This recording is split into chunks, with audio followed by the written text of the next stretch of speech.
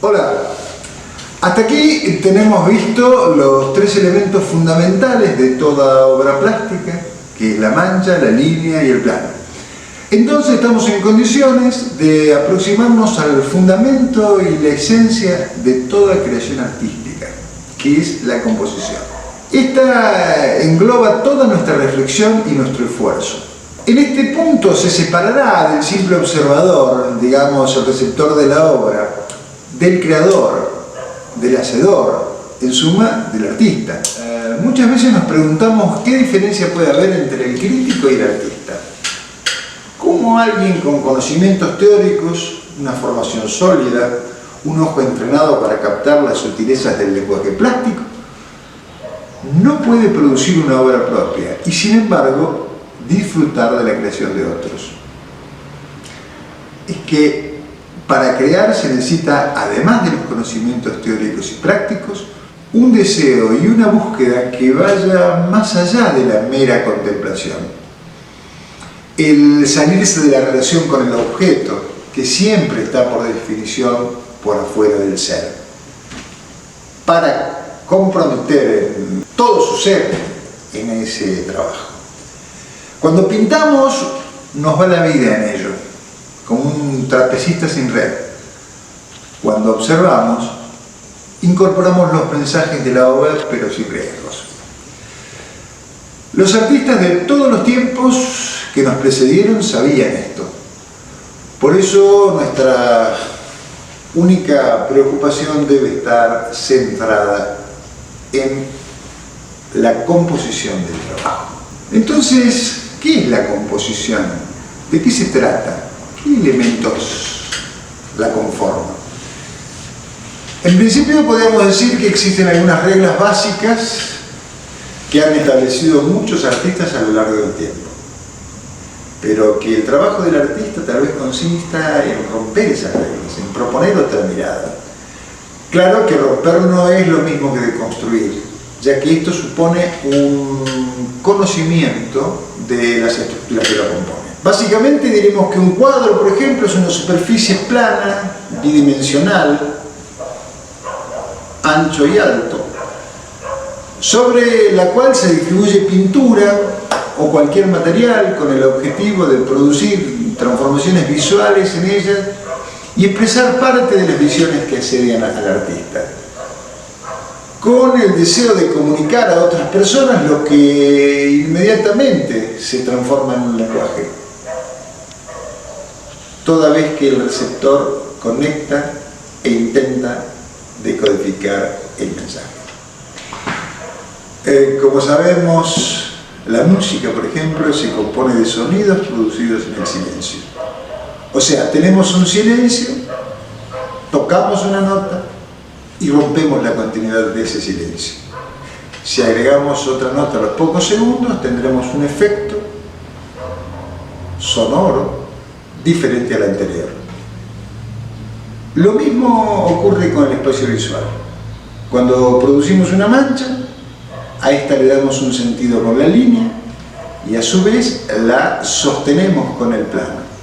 Bueno, ahí estamos componiendo. Tenemos que tener presente que estamos trabajando con tensiones visuales. Por ejemplo, un círculo del mismo diámetro se percibirá más pequeño si es negro que si es blanco.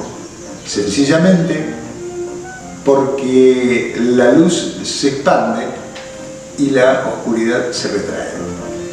Esto lo saben perfectamente quienes eligen ropas oscuras para disimular el sobrepeso. Y de manera análoga, las ropas claras producen el efecto contrario. Otro ejemplo cotidiano se da, por ejemplo, cuando combinamos una corbata a rayas y naturalmente no elegiríamos una camisa a cuadros o un vestido a lunares con un pantalón a rayas, aunque hay de todo en la viña del Señor.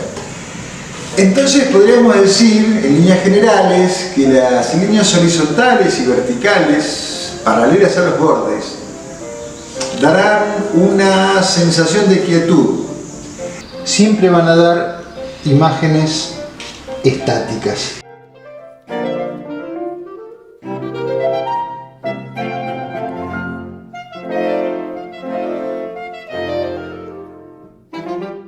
En cambio, las diagonales y líneas inclinadas darán una sensación de dinamismo.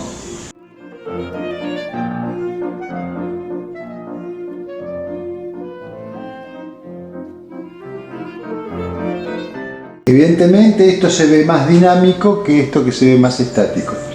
El desafío en todo caso de la composición estaría en administrar y combinar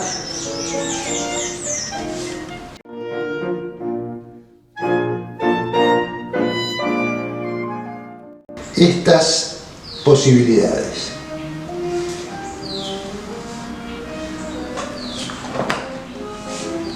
Obviamente aquí podemos incorporar, además de las verticales y las horizontales, sumadas a las verticales, las curvas, que vendrían a constituir la composición completa.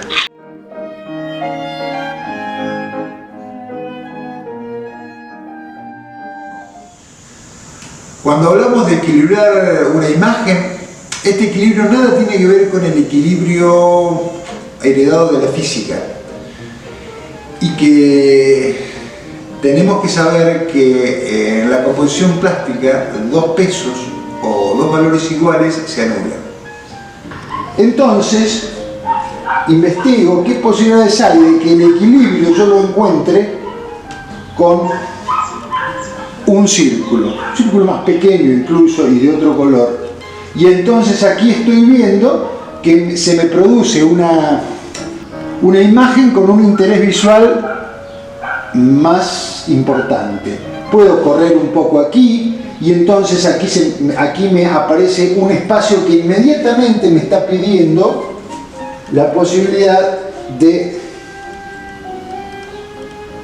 un equilibrio. Corro esto un poquito más para aquí, lo traigo para este lado y ya entonces empiezo a encontrar otra vez el juego de los equilibrios. Un cuadrado, un triángulo, un círculo ofrecen infinitas posibilidades de composición. En cambio, tres figuras iguales, tres cuadrados por ejemplo, se verán muy limitados en sus posibilidades de expresión y nos dará una sensación de quietud. No tenemos muchas alternativas para combinar esta triada. Podríamos acercar un poquito más y dejar una por afuera, podríamos bajar un poquito esta, podríamos subir un poquito esta y buscar formas donde la vista se vaya ordenando con respecto a esto. Pero claro, aquí tendríamos un ejemplo de lo que no nos conviene hacer. Si yo tengo un elemento acá, otro acá y otro acá, automáticamente estoy trazando una línea virtual que va de punta a punta de mi campo de juego. Por lo tanto, lo que se va a producir es una tensión muy fuerte y una fuga hacia los bordes en detrimento de estos dos espacios y va a constituir entonces una simetría. Por lo tanto, tengo que ver de qué forma yo rompo con esa simetría. Por ejemplo, esto podría llegar a ser más interesante visualmente. Es importante tener presente también que la triangulación de elementos de las mismas intensidades y características darán como resultado un triángulo virtual que contribuirá al sostenimiento general del trabajo. Y esta operación podrá repetirse a medida que se va complejizando este trabajo. Entonces, puedo ir jugando todo el tiempo con estos elementos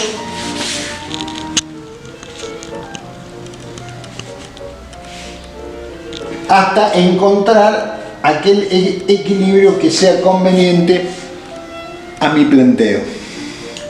Obviamente esto lo estoy haciendo en este momento con papeles, pero lo podemos realizar con pintura. El papel tiene la ventaja de la movilidad, o sea, yo puedo investigar todo el tiempo qué posibilidades tengo de ir variando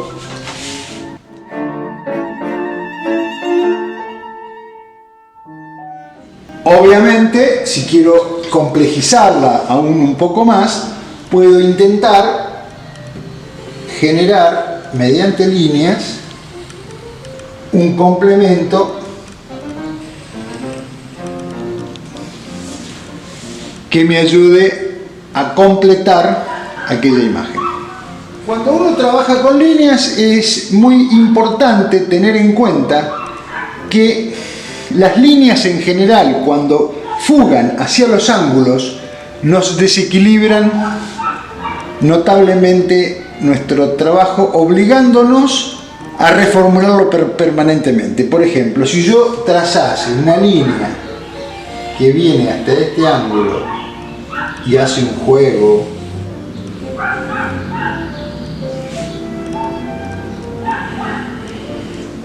así, por ejemplo, estas dos líneas tienen más importancia que el resto porque están fugando ayudadas por el ángulo, por las líneas del ángulo del marco del cuadro.